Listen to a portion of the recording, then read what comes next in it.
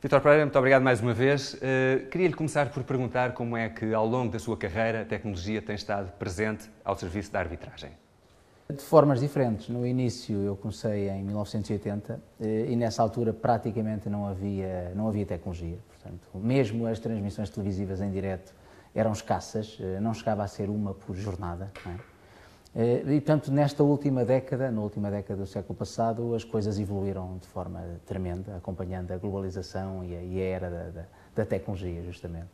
E, portanto, a partir de determinada altura, as transmissões televisivas multiplicaram-se e já na fase final da carreira começaram a aparecer, enfim, tendências para inovações ao nível tecnológico na arbitragem. E como é que a vossa classe se adaptou à introdução dessas novas possibilidades de trabalho?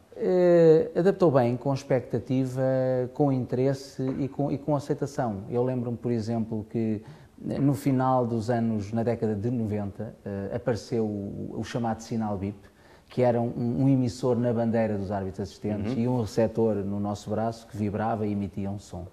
E foi na altura muito bem visto, foi de facto um auxiliar importante, que ainda hoje existe, e que veio de facto facilitar a comunicação entre a equipa de arbitragem e, em suma, a tomada de decisão. E, portanto, essa foi, digamos que, a nossa primeira grande entrada no meio tecnológico. Ultimamente já aparece o sistema de comunicação áudio, etc., que ainda está numa fase ainda, digamos que, experimental ou de aprendizagem, onde nos estamos ainda a adaptar. Portanto, a classe de arbitragem é aberta a estas introduções tecnológicas, digamos assim? É, absolutamente. O futebol evoluiu imenso. E a arbitragem não tem acompanhado essa evolução.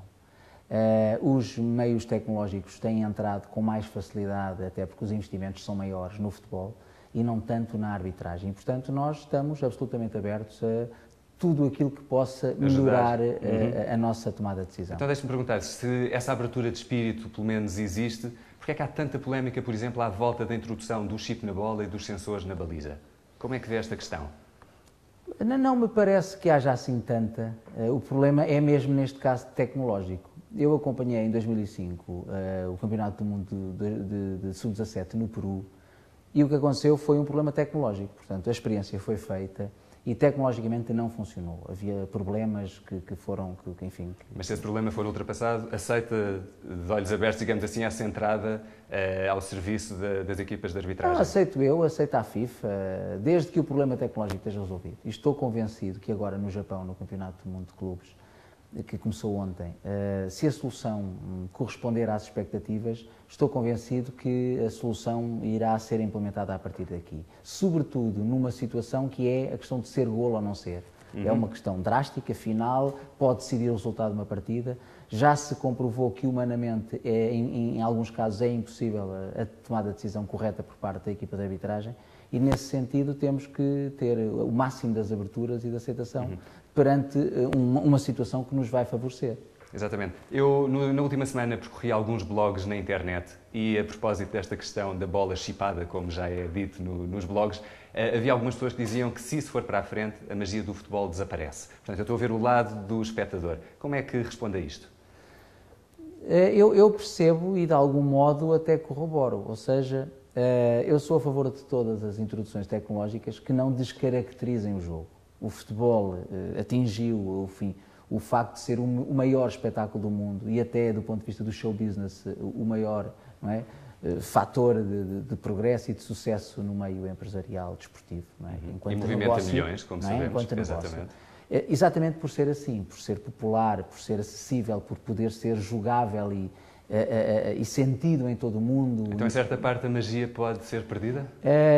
Não se restringir a algumas competições e em algumas circunstâncias. Algumas competições, as competições de alto nível, portanto, os campeonatos do mundo e da Europa ou das confederações, não faz sentido não terem a mais alta tecnologia ao seu serviço e dependendo das circunstâncias no próprio jogo. Ou seja, se eu limitar isso, por exemplo, ao golo, sim ou não, e mais uma ou outra situação drástica, que seja a grande penalidade, sim ou não, dentro ou fora... Até aí é pacífico. É pacífico.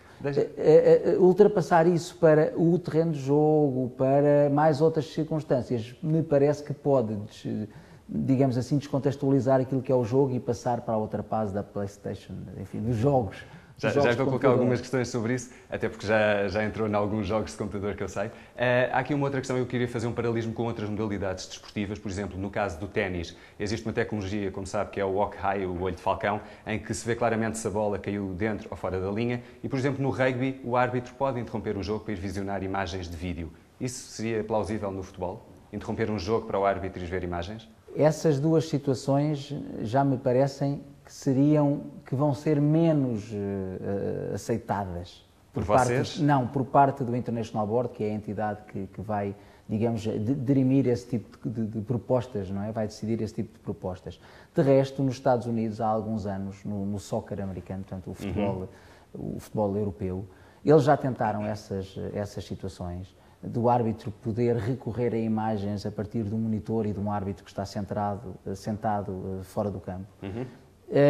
E o público começou a não gostar porque eram 30 segundos, 40 segundos em que se estava à espera. Perdia-se a dinâmica do jogo, era? Por outro lado, perdia-se por um lado a dinâmica do jogo, por outro lado, eram 15, 30, um minuto que os jogadores estavam parados, com terrenos frios e, por exemplo, tive ontem num sítio onde estavam 0 graus e, portanto, com chuva, com vento e, portanto, estarem constantemente paragens deste tipo pode perigar a integridade física, por exemplo, eu penso dos que a jogadores, questão se coloca em casos pontuais de grande dúvida, aí sim ir consultar as imagens. Pois há sempre que ter cuidado, não é? Desde que sejam em situações, de facto, finais, importantes, que possam dirimir o resultado do jogo, eu creio que faz todo o sentido. A tecnologia está presente em tudo, inclusivamente no acesso estatístico a dados sobre jogadores, sobre performance, etc. Eu pergunto, um árbitro, quando entra em campo e tendo acesso prévio a dados estatísticos, já está de olho, digamos assim, perdão uma expressão, num jogador em detrimento de outros? Ele já sabe, por exemplo, aquele jogador já é mais propenso a cometer falsas devido a dados estatísticos. Como é que vocês entram em campo, já com estes dados presentes? Eu creio que isso faz parte da preparação intrínseca que cada árbitro faz para o jogo, não é?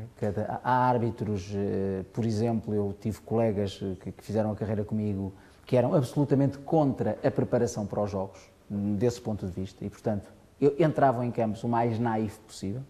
E tive outros árbitros, e, portanto, um deles era, por exemplo, o Anders Friis, que foi um dos meus árbitros do mundo, o sueco. E no lado oposto, o Pierluigi Collina, que defendia que o scouting do jogo era absolutamente fundamental e era absolutamente viciado e colhia todos os dados estatísticos, técnicos, físicos, táticos, etc., que podia ser, porque ele dizia que quanto mais preparado fosse, mais podia antecipar. Eu compreendo as duas, estou muito mais pendente para o lado da preparação. E, portanto, eu era muito mais próximo do Pierluigi, até porque fizemos muito trabalho juntos nesse âmbito. E, portanto, acho que é um elemento facilitador o árbitro preparar-se bem para o jogo e conhecer as características técnicas, individuais e coletivas das equipas que vai arbitrar. E, portanto, e desse ponto de vista, a estatística, sendo o que é e valendo o que vale, uma ferramenta, pelo menos, que auxilia. É naturalmente uma ferramenta Uma última importante. questão muito rápida antes de irmos para a próxima reportagem, que vamos ver aqui já uma inovação tecnológica do ponto de vista do trabalho para o telespectador em casa. Prende-se ainda com a arbitragem e a tecnologia. Nós sabemos que, não leve nem interprete mal esta questão, a corrupção existe em todas as atividades profissionais, é um dado, quer empresarial, quer outros tipos de atividades, e sabe-se que há muita polémica à volta da corrupção na arbitragem, devido às vezes à subjetividade de algumas decisões.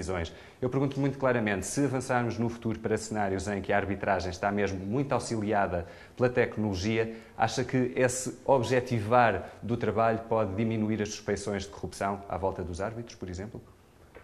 Pode, claramente, partindo do princípio genérico de que quanto mais transparência, menos hipótese há de jogos sujos. Portanto, e desse ponto de vista, quanto mais transparência, quanto mais verdade houver, digamos assim, na decisão, mais lugar há a dúvidas e a subjetividades. E desse ponto de vista, é um fator facilitador. Convido agora a ver uma peça que o nosso jornalista André Soares preparou sobre as emissões multijogos que a TV Cabo faz em parceria com a Sport TV. Veja também.